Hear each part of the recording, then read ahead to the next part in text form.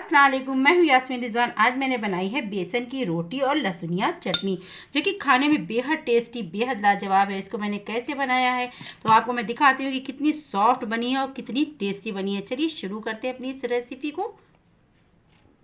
चटनी बनाने के लिए यहाँ पर देखिए हमने लाल मिर्च ले ली है। ये ज़्यादा तीखी नहीं है। अगर आपकी तीखी है तो आप आधी कश्मीरी देगी मिर्च और आधी इस मिर्च को मिलाकर बना सकती हैं। तो इनको हमने यहाँ पर 8 से 10 मिर्चें लिए हुए और इसको हम भिगोएंगे छाछ से। तो यहाँ पर मैं पानी का इस्तेमाल नहीं कर रही हूँ। यहाँ में हमने एक छोटे ग्लास में छाछ ले लिए, उसमें हमें इसको भिगो देना है और इसको अच्छे से भीगने देना है जब तक कि ये भीगेगा। और यहाँ पर मैं दिखा रही हूँ आपको, मैंने एक आधी लहसन की ली है। इसकी सारी कलियों को हमें छील लेना है क्योंकि हमको 2 जगह लहसन का इस्तेमाल करना है। और अब हम क्या करेंगे, इसके लिए बनाएंगे हम बेसन की रोटी। तो देखिए इसको अच्छे से हमने इस तरह से चम्मच से डिगो दीजिए, ये भीगने लगेगी। इसको साइड में रख दीजिए और लहसन को हम छील लेंगे तो उसको बाद में रख। तो बेसन की रोटी के लिए यहाँ पर देखिए हमने बेसन और आटे को बराबर से लिया हुआ है। तो यहाँ पर क्या क्या हमने यहाँ पर 250 ग्राम बेसन लिया है, तो 250 ग्राम ही आटा लेना है। दोनों की क्वांटिटी को बराबर ही रखना है। तो देखिए यहाँ पर हम सबसे पहले डालेंगे आधा चम्मच हमने यहाँ पर हल्दी पाउडर लिया हुआ है, इसको हम डाल देंगे। और नमक, जैसा कि हम कहते हैं टेस्ट के अकॉर्डिंग, तो यहाँ पर हमने नमक 1 चम्मच डाला हुआ है। और यहीं पर अब हम डाल रहे हैं 1 चम्मच ज़ीरा और थोड़ी सी, यानी कि आधे चम्मच से भी कम हमने हींग ली है। हींग का फ्लेवर इस रोटी में बहुत अच्छा होता है और हींग पेट के लिए फ़ायदेमंद भी। देखिए हमने 1 चम्मच कुटी हुई लाल मिर्च डाल दी है और यहाँ पे हमने 2 चम्मच कसूरी मेथी डाली है। इसको ज़रूर डालिएगा क्योंकि जब आप इस रोटी को, इन सबको डालने के बाद मैं सिर्फ 1 छोटा चम्मच यहाँ पर ऑयल डाल रही हूँ, यानी कि मैं यहाँ पर रिफाइंड ऑयल डाल रही हूँ, सरसों ऑयल नहीं डालना है। अब इन सबको हमें अच्छे से आटे में मिक्स कर लेना है। तो 1 चम्मच छोटा हमने इसलिए डाल दिया, इससे रोटी बहुत अंदर से सॉफ्ट बनेगी और खाने में तो टेस्टी होती है। एक बार इस तरह से बेसन की रोटी बना कर देखिए। और जो मैं ये चटनी बना रही हूँ इसके साथ, जब भी मैं अपने घर में बनाती हूँ तो बिल्कुल भी ये नहीं बचती है, सब ख़त्म हो जाती है। तो यहाँ पर देखिए हमने सारे जो भी मैंने इसमें मसाले डाले थे उनको अच्छे से मिक्स कर लिया है। अब हम थोड़ा थोड़ा सा पानी डाल के इसका एक डो बना लेंगे। तो जब हम इस रोटी का डो बनाएंगे तो ये थोड़ा सॉफ्ट नहीं रखेंगे, थोड़ा सा टाइट रखेंगे, क्योंकि जब बेसन की रोटी कभी भी बनाइए तो उसका डो को थोड़ा सा टाइट रखिए, तब रोटी बहुत ही अच्छी बनती है। देखिए हमने बिल्कुल थोड़े से पानी से ये आटा बनाकर रेडी कर लिया है। अगर आप अंदाज़ लगाएंगे तो सिर्फ 1 कप पानी में ये आटा बन गया है। तो आप देख सकते हैं आटा मेरा बिल्कुल भी सॉफ्ट भी नहीं है और ना बहुत ज़्यादा टाइट है। तो हमें क्या करना है, हल्का सा हम ऑयल ले लेंगे, हाथों में ज़रा सा लेंगे, क्योंकि बेसन जो होता है हाथों में चपकने लगता है। थोड़ा सा ऑयल लेके इस तरह से इस पर लगा के हम इसको 1-2 बार और गूँधेंगे और फिर हम इसको रख देंगे रेस्ट पर, यानी कि 10 मिनट तक ही हमको इसको रेस्ट पर छोड़ देना है। क्योंकि बेसन और आटा जो जब अच्छे से फूल जाता है तो ये रोटियां बहुत ही अच्छी बनती है। अगर आपको मेरी थोड़ी सी भी रेसिपी अच्छी लगती है तो प्लीज़ मुझे लाइक और सब्सक्राइब ज़रूर कीजिए। कमेंट बॉक्स में ये भी बताइए आपको बेसन की रोटी की ये रेसिपी कैसी लगी। हमारा रेडी हो गया, इसको हम छोड़ देंगे 10 मिनट के लिए ढककर रेस्ट के लिए।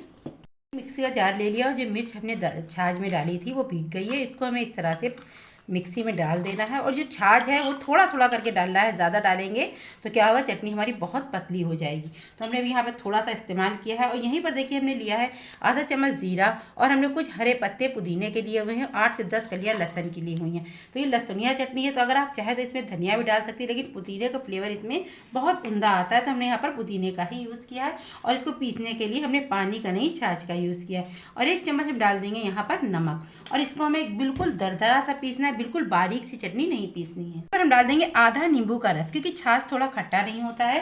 तो यहाँ पर हमने आधा चम्मच नींबू के रस का यूज़ किया, जिससे कि चटनी थोड़ी सी खट्टी होगी तो और भी अच्छी लगेगी। चटनी को पीस लिया तो आप देख सकते हैं बिल्कुल बारीक नहीं है, दरदरी सी हमने पीसी है।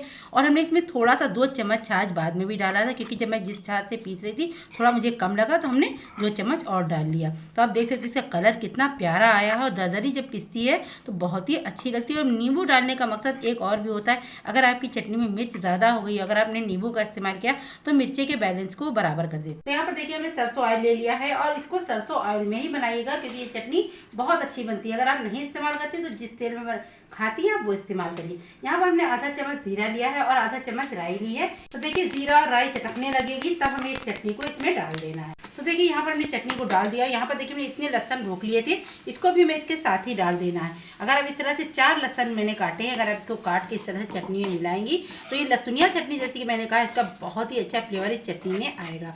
और अब हमें क्या करना है, इसको धीरे धीरे से 10 मिनट के लिए बढ़िया से इसको पका लेना है। और इसके लिए जो हमने जार में, देखिए आपको मैं दिखाती हूँ कितनी चटनी भरी हुई है, इसमें थोड़ा सा पानी डालेंगे, वो पानी भी हम इसी चटनी में डाल देंगे। थोड़ा सा पानी डाल दें जिससे कि मिक्सी भी साफ़ हो गई और ये चटनी पकने में भी आराम रहेगी। जब भी कभी दाल बनी हो आपके यहाँ तब आप ये चटनी बना सकती हैं। हम तो जब भी दाल बनती है, पूरी पराठे किसी के भी साथ भी मैं अक्सर करके इस चटनी को बनाती हूँ, क्योंकि मेरे घर में इस चटनी को सब बहुत पसंद करते हैं। चटनी बनकर रेडी हो चुकी है और बिल्कुल सूख गई है। बिल्कुल ऐसे ही हमें चटनी बनानी है। इसको बिल्कुल धीमे धीमे पे पकाना है, जो कि 5 मिनट लगे। अब हम गैस के फ्लेम को बंद कर देंगे, इसको ठंडा होने देंगे। 10 मिनट रेस्ट कर चुका है, तो अब हमें क्या करना है, सबसे पहले इसको हम एक बार हाथों से थोड़ा सा गूंद लेंगे।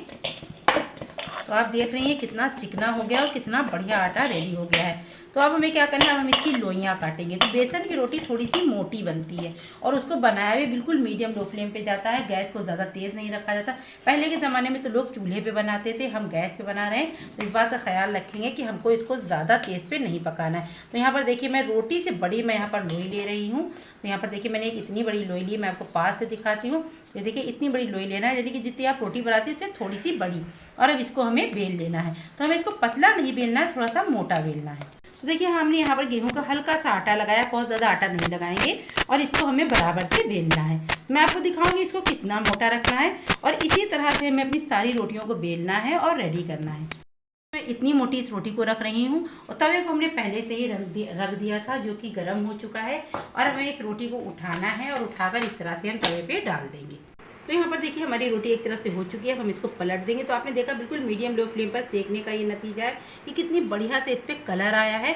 इसी तरह से धीमे धीमे से हमें दबाते हुए इसको पहले थोड़ा तवे पे सेकना है।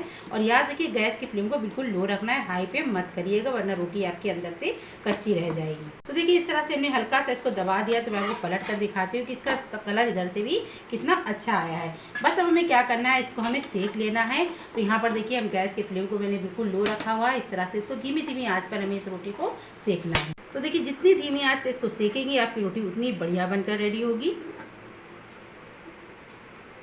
तो देखिए इस तरह से भी हमें इसी तरह से धीरे धीरे सेक लेना है। और बाद में हमें क्या करना है, इस तरह से मैं रोटी को लूँगी और इस तरह से खड़े कर करके इसको किनारों को इस तरह से आप सेकें, तो चारों तरफ से आपकी रोटी बहुत बढ़िया से सेकेगी, और जो कि खाने में बहुत ही टेस्टी बनती है ये बेसन की रोटी। मैं आपको दिखाती हूँ कि मेरी रोटी कितने बढ़िया से सिक चुकी है। तो यहाँ पर देखिए इसका कलर बिल्कुल लगेगा आपको ये मिट्टी के चूल्हे में बनाई गई हुई रोटी है। तो आप देख सकते हैं हल्का सा क्रेक आ गई है, क्योंकि जो हमने थोड़ा सा ऑयल डाला था उसकी वजह से ये बहुत ही खस्ता बनकर रेडी हुई है। तो दोनों तरफ से मेरी रोटी सिक चुकी है। अब हमें क्या करना है, इसी तरह से अपनी सारी रोटियों को हमें रेडी करना है। और देखिए मेरी बेसन की रोटी, सैलेड और यहाँ पर ये जो चटनी मैंने बनाई थी, अब देख सकती कितना बढ़िया सा कलर आया है, बनकर रेडी हो चुकी है। तो चलिए करते हैं इसको सर्व। अल्लाह हाफिज़, फिर मिलेंगे नई डिश के साथ।